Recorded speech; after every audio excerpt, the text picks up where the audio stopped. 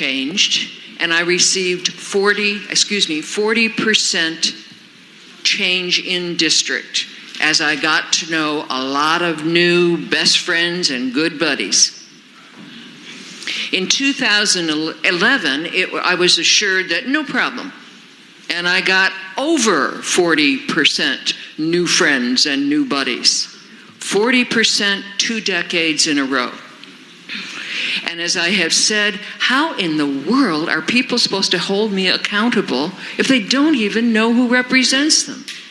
And particularly in 2011, as in my case, my communities, my neighborhoods are very often subdivisions, as 60 people are cut off from the 2,000 neighbors that are part of that subdivision.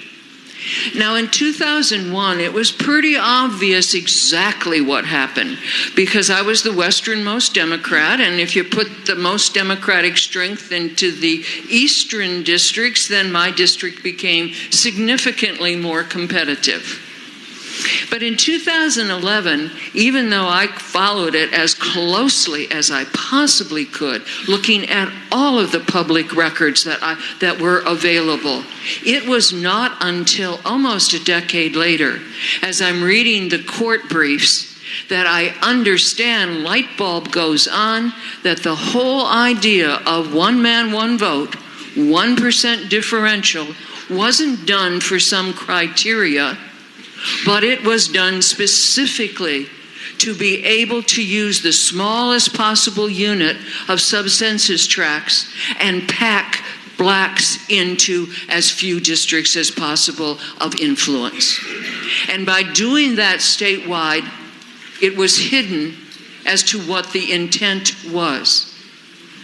So this is why when I approach the votes on both the procedural vote on House Bill 1256, where we can start July 1 on redistricting, and the constitutional amendment that was drafted last year, which does not start until November 15th by the deadlines, I come away extremely concerned, and with a lot of soul searching, will end up voting against the constitutional amendment with the strong belief that what we can do is laid out in HB 1256, what we can do with no excuses.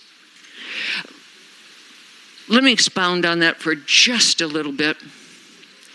Normally, the Constitution, you have to change it to do the right thing. There is nothing in the Constitution that keeps us from doing the right thing. What I am concerned about in passing the wording that was adopted last year, we will set into place in perpetuity a process that is closed. And that's the last thing that we want to do. Why do I say it's closed? Because the process that we will be setting in place for future generations doesn't start until November 15th. Then there's another deadline that's January 1st, and then there's another deadline that is February 1st. And it isn't until February 1st when the commission finally sits down and names a chairman. Just 6 weeks later, the final census numbers will be before us. Just 6 weeks. And in that 6 weeks, all of those wasted months that have occurred before are designed, quite frankly, to perpetrate a process that is all staff-driven. And while it seems to be open, it is not open to public input.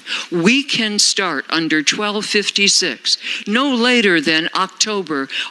All of the steps that we have in the constitutional amendment will be carried out. You'll have the same selection as far as the bipartisan, nonpartisanship. All of those steps will be carried out. And by October 1st, we're up and ready to go. And throughout the Commonwealth, we can have an open process of public hearings so that we're really able to have that body understand what community of interests are as they are defined throughout the Commonwealth in their great variety. And with that, you can come up with potential outlines. I say that because I was first personally involved in redistricting in 1981, working under my mentor. I know what it's like to put all those blocks together. And you can have those potential blocks of community interest in several different drafts, ready to go with a lot of public input, openness.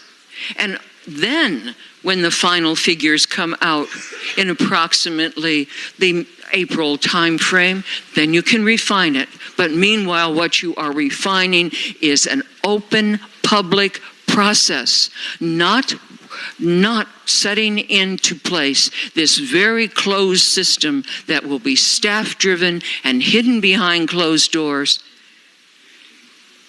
And for people like myself, speaking in 2011, who tried their darndest, and you know that I'm a detail person, to understand what was going on in 2011, it was hidden. And that is what I cannot vote for as we move forward to the future. I hope that as you think about the people who will be sitting in your seats, elected by the people of the Commonwealth, that you too will not want to set this in granite, but instead will have your first loyalty to an open process. Thank you.